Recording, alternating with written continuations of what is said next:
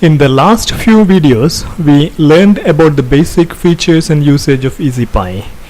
We also learned about the device files in detail.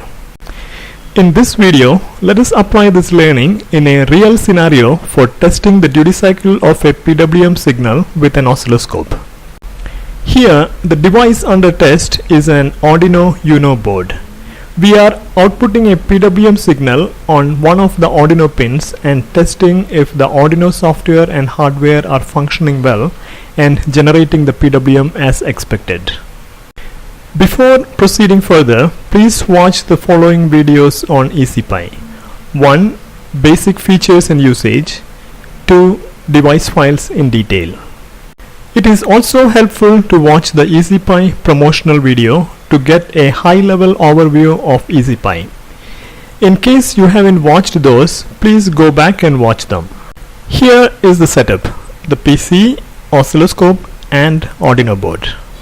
The Arduino board is connected to the PC via this USB cable. Through this USB, EZPy would command the Arduino board to output the required frequency and duty cycle. EZPy updates the commanded duty cycle value in the Arduino every 4 seconds based on our test case definition.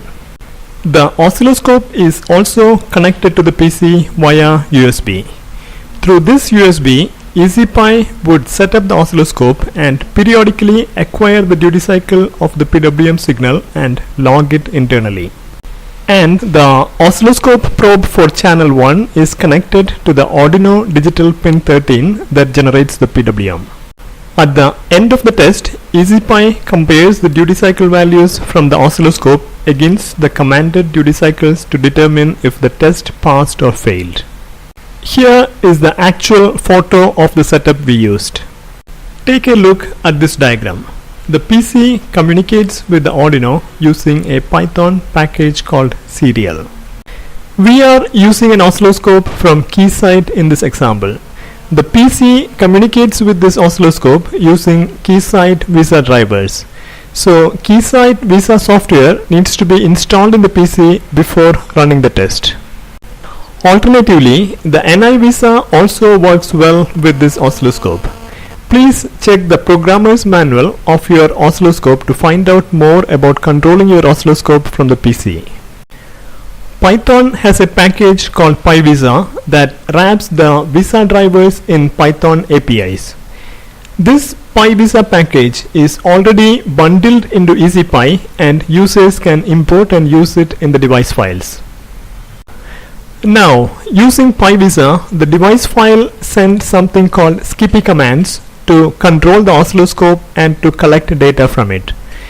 Skippy stands for Standard Commands for Programmable Instruments. This is an industry standard and is implemented in many of the test and measurement devices.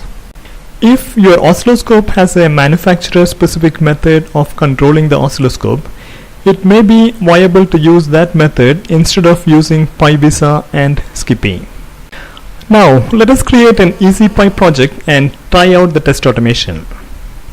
The device files for this example are already copied to the device py files folder.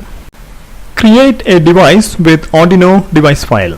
We need to input the COM port of the USB connection as the device configuration. The COM port can be obtained from the device manager. In this case, the Arduino is connected to COM3. Let us add a test case as shown. This action is for setting up the period. The corresponding action configuration CNF_P 100 millisecond sets up the period of the PWM as 100 millisecond. When the action is executed, this period value of 100 millisecond is sent to the Arduino. The Arduino software is written such a way that it receives this value and immediately updates the period of the PWM output. This variable DC_CMD represents the commanded duty cycle that is sent to the Arduino. It is updated every 4 seconds as shown. That is, at time equal to 0 second, duty cycle is set to 20%. At time equal to 4 second, duty cycle is set to 40%. at time equal to 8 second, duty cycle is set to 60%, and at time equal to 12 second, duty cycle is set to 80%.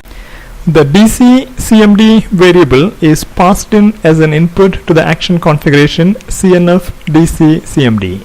Let us take a look.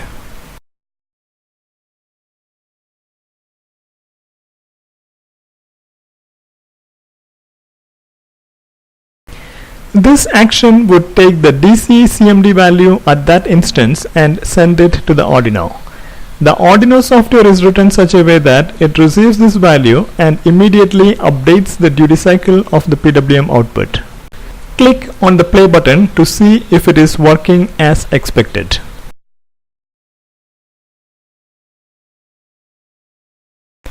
As you see, the signal in the oscilloscope gets updated synchronous with the duty cycle updates in the test case. Next, create a device with oscilloscope device file. We need to input the instrument ID of the oscilloscope. The instrument ID can be obtained using PyVisa and Skippy commands as shown.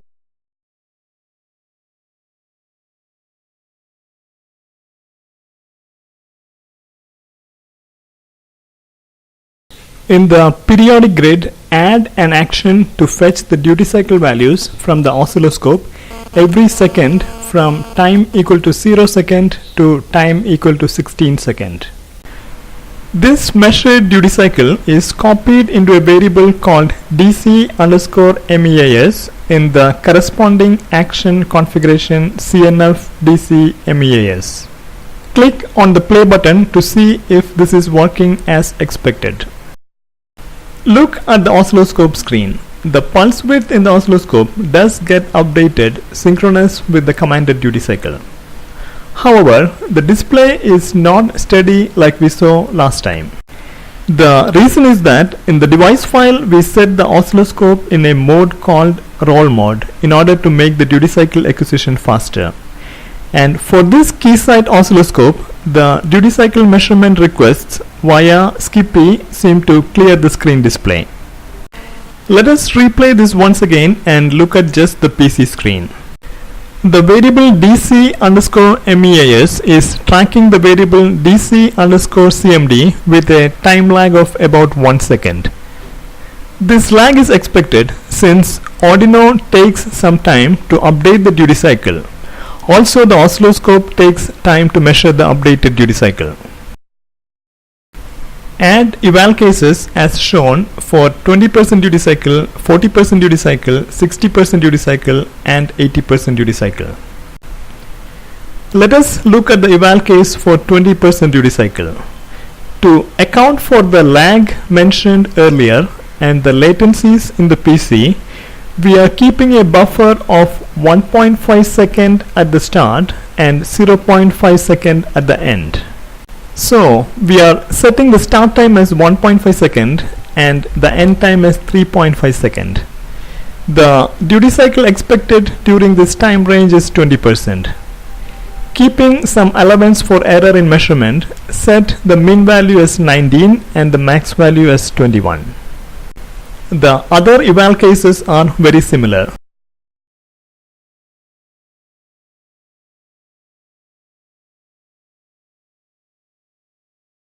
Now let us run the test.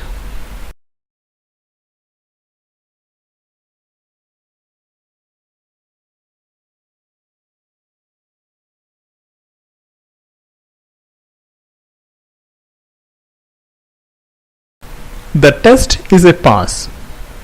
Double-click on the eval case to see the eval plot. Let us look at the Arduino device file.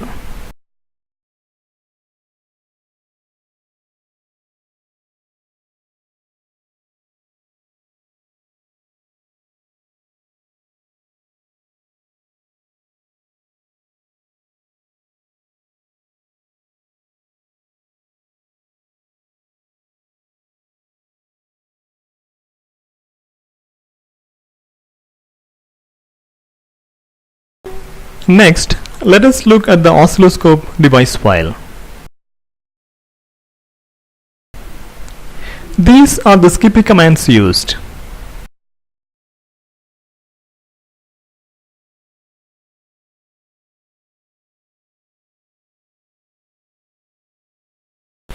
These device files are available in our website for download. Usually, oscilloscopes support many EZPy commands for collecting data like frequency, pulse period, fall time, rise time, etc. It also supports functions like FFT. If that is not sufficient, we can also collect the raw waveform as time data pairs and analyze them offline with Python code. Please refer the programmer's manual of your oscilloscope to find out more. This completes the video. Hope you liked this video. Please watch our other videos to learn more about EZPy.